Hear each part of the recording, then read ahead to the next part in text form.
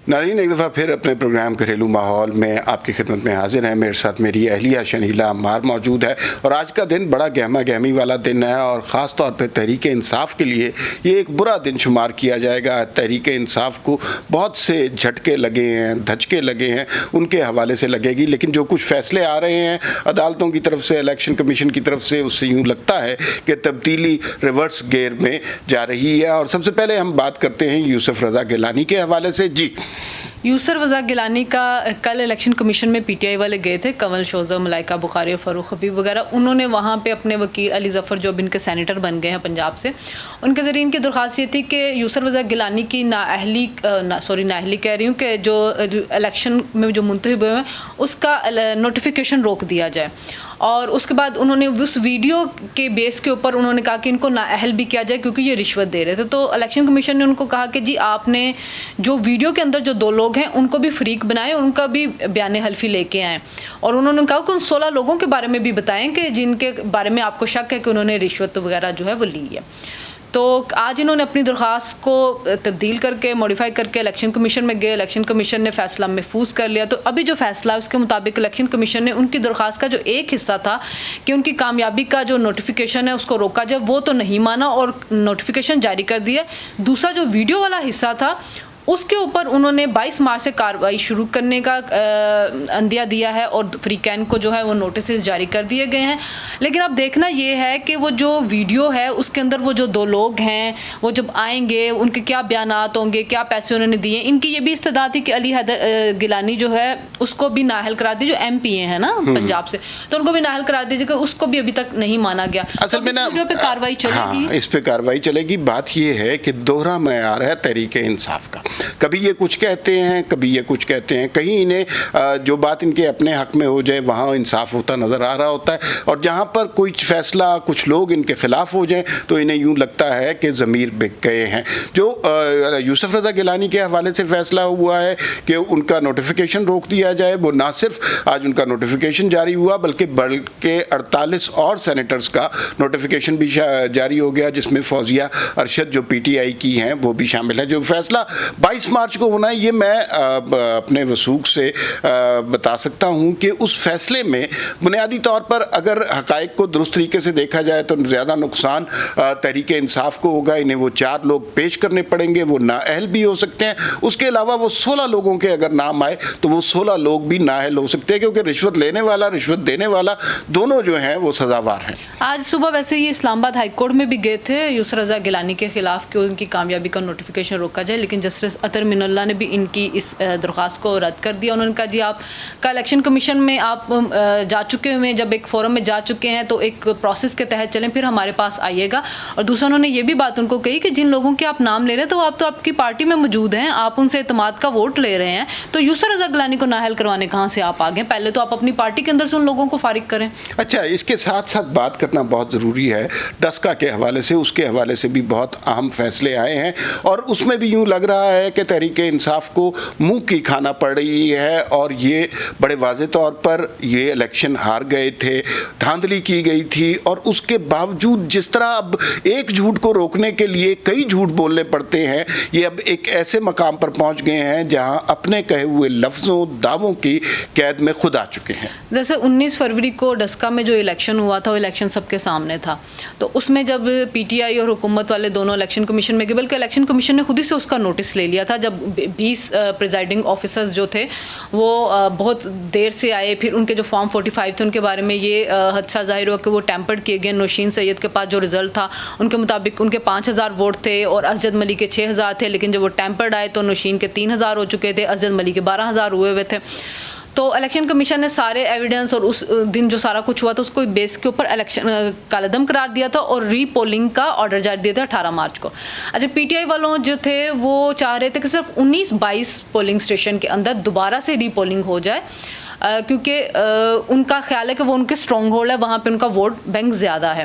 لیکن election commission نے سارا جو الیکشن تھا کالعدم قرار دے دے. وہ اس کے خلاف اسجد ملی جو تھے وہ سپریم کورٹ میں بھی گئے, تو سپریم کورٹ سے بھی آج جو فیصلہ آیا, جو بینچ بنا تھا, جسٹس عمر عطا بندیال تھے, جسٹس منیب اختر تھے اور جسٹس سجاد علی شاہ, اور انہوں نے بھی اس جو اسٹے آرڈر انہوں نے مانگا تھا, انہوں نے ان کی اس درخواست کو رد کر دیا. تو آج ہوا یہ ہے کہ الیکشن کمیشن نے تفصیلی فیصلہ بھی جاری کر دیا ہے ڈسکا الیکشن کے اوپر. تو اس تفصیلی فیصلے میں انہوں نے کہا ہے کہ جی الیکشن کا جو آرٹیکل ہے 218 اور جو الیکشن ایکٹ کی کلاس 9 ہے, اس کے تحت اس الیکشن کو کالعدم قرار دیا گیا ہے, کیونکہ وہاں پہ کافی انتخابی خلاف ورزیاں ہوئی ہیں. ڈی ایس پی ذوالفقار وک کے بارے میں آپ کو یاد ہوگا کہ نواز لیگ والوں نے کچھ دن پہلے ہی بتانا شروع کر دیا تھا کہ کیسے وہ حکومتی جماعت کو سپورٹ کر رہے ہیں. انہوں نے کہا کہ ان کا تبادلہ وہاں پہ کیا گیا. پھر انہوں نے کہا کہ الیکشن کمیشن نے کہا کہ آئی جی اور چیف سیکرٹری کو ہم کانٹیکٹ کرتے رہے, انہوں نے ہمیں رسپانس نہیں دیا. 40 پولنگ اسٹیشن پہ پولنگ روکی گئی تھی, جس میں سے جو 7 تھے ان میں 3 گھنٹے پولنگ روکی گئی, جو 5 تھے ان میں 2 گھنٹے, جو 3 تھے ان میں 80 منٹ جو پولنگ روکی گئی تھی. فائرنگ کے واقعات ہوئے. اچھا, بڑی انٹرسٹنگ بات یہ تھی کہ اسجد ملی نے لا اینڈ آرڈر سے متعلق کوئی شکایت وہاں پہ نہیں کی, لیکن 2 بندے قتل ہوئے, 7 لوگ زخمی ہوئے وہاں پہ. اور فائرنگ کے واقعات تو سب نے دیکھے, اسجد ملی کی اپنی ویڈیو موجود ہے جس میں فائرنگ وغیرہ ہوتی رہی ہے. تو یہ انہوں نے کہا کہ وہاں پہ بالکل صاف شفاف انتخابات نہیں ہوئے, لیونگ پلینگ فیلڈ دونوں امیدواروں کو نہیں ملی ہے, تو جس کی بنیاد پہ انہوں نے الیکشن کالعدم کرا. اچھا, اس میں لوگوں کو یہ بات بھی سمجھنی چاہیے کہ ڈسکا کا الیکشن ان کے لیے سہانے روح کیوں بنا ہوا ہے, اور یہ کیوں خوفزدہ ہیں کہ سارے حلقے میں دوبارہ الیکشن ہو. کچھ وجوہات آپ نے بتا دی. اصل میں وزیر آباد اور ڈسکا کے الیکشن میں دونوں میں بے انتہا دھاندلی ہوئی ہے.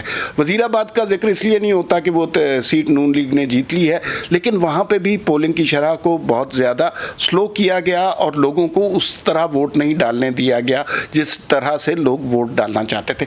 ڈسکا میں بھی یہی کچھ ہوا. ڈسکا میں چونکہ یہ بہت بہیمانہ طریقے سے ہوا, یہ پکڑے گئے.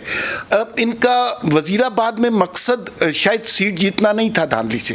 وزیر آباد میں ان کا مقصد یہ تھا کہ جو ڈفرنس ہے ووٹوں کا وہ کم سے کم کیا جائے, کیونکہ اگر ایکچوئل ووٹنگ ہو جائے اور پنجاب میں نتائج سامنے آ جائیں تو پھر پتہ چلے گا کہ یہ لوگ بہت بری شکست ان کو نصیب ہوئی ہے. اسی طرح جو ڈسکا میں ہوا کہ گاؤں کی جو آبادی تھی, جو گاؤں کے پولنگ اسٹیشن تھے, وہاں پہ تحریک انصاف کی سپورٹ تھی, وہاں پر ہی رزلٹ تبدیل کیے گئے. لیکن جو شہر کے پولنگ اسٹیشن تھے وہاں پہ کیا کیا گیا کہ پولنگ سلو کی گئی.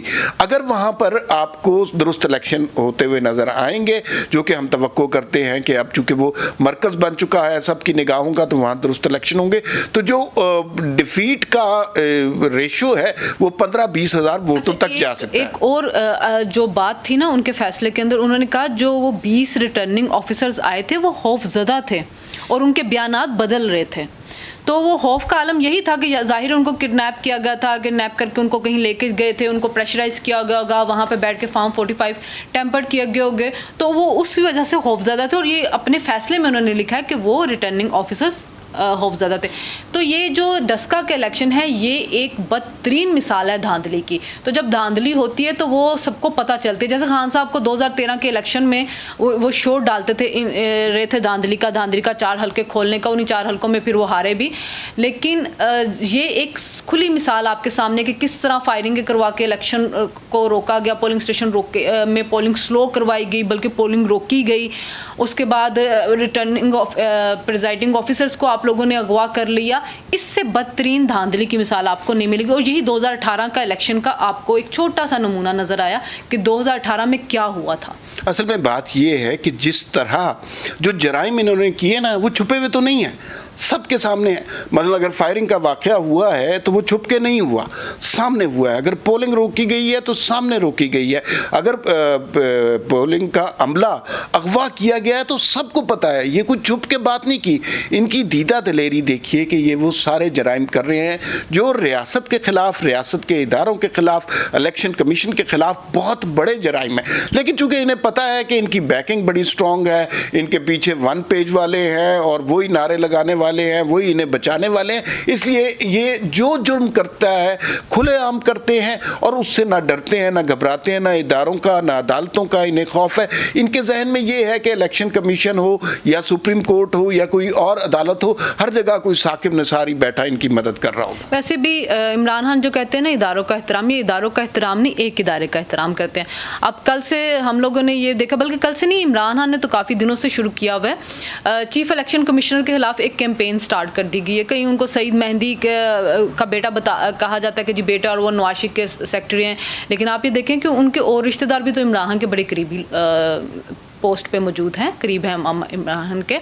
تو ایک کیمپین چلا دی گئی ہے, ان کی کردار کشی شروع ہو گئی ہے, اور واٹس ایپ گروپس میں شاید میسیجز سرکولیٹ کیے جاتے ہیں, اور جو ان کے پسندیدہ اینکرز, رپورٹرز اور یوٹیوبرز ہیں ان کے ذریعے ایک کیمپین کروا دی جاتی ہے اس کے اوپر. اور یہ بھی ہے کہ جو چیف الیکشن کمشنر ہیں ان کی فیملی کے جو لوگ سول سروس میں ہیں ان کے خلاف بھی کاروائیاں شروع کر دی گئی. اصل میں تحریک انصاف کی ساری سیاست ہی یہی ہے, انہیں صرف گالی دینا آتی ہے اور زیادہ سے زیادہ غلیظ گالی دینی آتی ہے, الزامات لگانے آتی ہے, کردار کشی کرنی آتی ہے, اور اسی ترکیب سے وہ نواز شریف کو بھی اپنی دانست میں ہٹانے میں کامیاب ہو گئے. حالانکہ وہ اس کیمپین کی وجہ سے نہیں ہٹے تھے, اس کے پیچھے جو لوگ تھے وہ اب آپ کو سامنے آتے جا رہے ہیں. الزامات اتنے زیادہ لگا, اتنے زیادہ کہ کچھ ایک جو سوسائٹی کا حصہ ہے وہ ان الزامات کی وجہ سے ان کو واقعی کرپٹ سمجھتے ہیں, اور عمران خان جو بھی الزامات لگاتے ہیں وہ اس کو سچ سمجھنا شروع ہو جاتے ہیں, کیونکہ اتنے زیادہ تعداد میں لگائے گئے ہیں کہ وہ کہتے ہیں جھوٹ اتنا بولیں کہ وہ سچ لگنا شروع ہو جائے.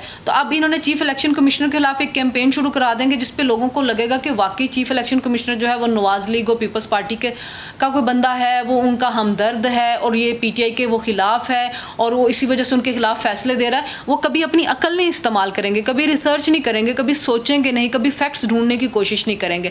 تو عمران خان کو پتہ ہے کہ سوسائٹی کا ایک حصہ جو ہے وہ میرے اندھی تقلید کرتا ہے, تو اس اندھی تقلید کرنے والوں کے لیے انہوں نے یہ کیمپین سٹارٹ کروا کے ان کی کردار کشی شروع کروا دی ہے. اور اس بات کا انڈیا کل کچھ صحافیوں کے ٹویٹ سے بھی ملا, سینئر صحافی ہیں جنہوں نے اس بات کا خدشہ ظاہر کیا کہ اب تحریک انصاف کی جانب سے الیکشن کمیشن کے خلاف, الیکشن کمشنر کے خلاف ایک بڑی غلیظ قسم کی کیمپین سٹارٹ ہونے والی ہے. لیکن میں آپ کو یہ بتا دوں کہ جس طرح کا معاشرہ ہمارے ہاں ہے, جہاں پہ تصور کیا جاتا ہے ہر شخص کرپٹ ہے, ہر شخص رشوت لیتا ہے, ہر شخص جو ہے وہ بددیانت ہے, اس طرح کے معاشرے میں اگر چند لوگ بھی سچ بولنے پر آ جائیں, حق کا ساتھ دینے پر آ جائیں, تو پھر اس کے بعد آپ دیکھتے ہیں کہ وہ پورا معاشرہ تبدیل کرنے کی اہلیت رکھتے ہیں.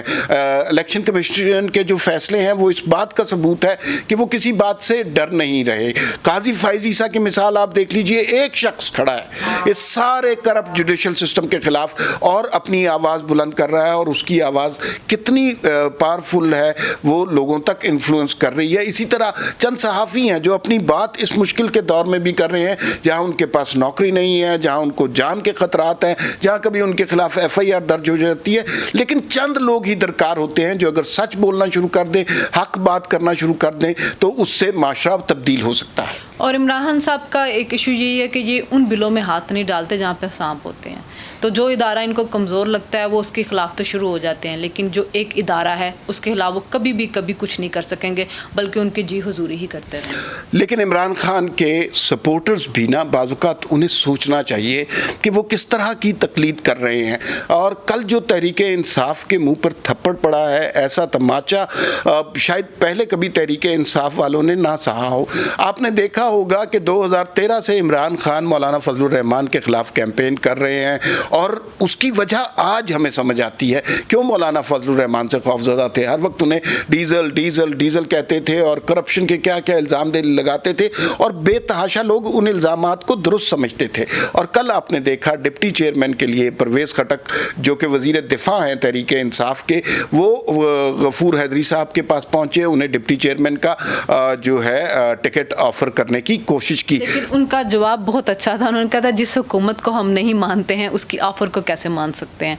बहरहाल इमरान को आदत है यू टर्न लेने की। ये इतना बड़ा तमाचा है तहरीक इंसाफ के लिए, और मुझे बड़ा तरस आता है जो तहरीक इंसाफ की तरफ से गालम गलोच का आगाज़ करते हैं, एक बाकायदा कैंपेन शुरू करते हैं। उन्हें कल आधे रास्ते तक समझ नहीं आ रही थी कि गफूर हैदरी को सेहरे पहनाने हैं, उनके ऊपर फूलों की बारिश करनी है, या उनको गाली गलोच का मरकज़ बनाना है। अब हम कोशिश ये करेंगे, ये जो हमारा प्रोग्राम है घरेलू माहौल, इसमें रोज़ की अपडेट्स आपको दिया करें। आज के लिए इतना ही काफ़ी है, फिर मुलाकात होगी। अल्लाह हाफिज़।